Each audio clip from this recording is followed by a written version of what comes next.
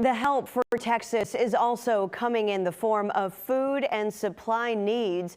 Portsmouth-based Mercy Chefs was there almost hours after the disaster, but the organization is in so many places that its finances are being stretched thin. 10 on your side's Madison Pierman continues our coverage tonight. Madison?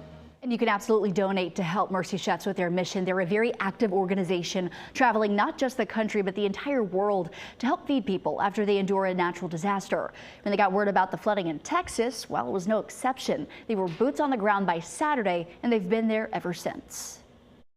Being able to be there for them in these very difficult moments has been incredible for our team, just to be able to give them a hot meal. Amy Avery is a spokesperson for Mercy Chefs based out of Portsmouth, Virginia. She's just one of hundreds of people working to make sure Texans are taken care of following devastating and deadly flooding over the 4th of July weekend.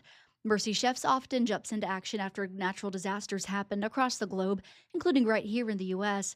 But in this scenario, there were even some chefs on the team who had personal ties to the devastation. One of our chefs, she was a counselor at one of the camps that was impacted for 7 years. So she was very emotional, as anyone would understand. Despite the circumstances, Avery says that woman, who is a baker, stepped right into her role and did her best to deliver each meal with a smile, hoping to deliver a little bit of hope with it as well. And these operations aren't cheap. Mercy Chefs feeds thousands of people a day, depending on the location where they're serving. And in Texas right now, they could really use your help. So being able to see, that your dollar is going to feed somebody who is impacted, really makes it all truly worth it. If you'd like to help support Mercy Chefs in their mission to feed in need, head on over to wavy.com. We have a link for you to donate right now. Madison Pierman, 10 at your side.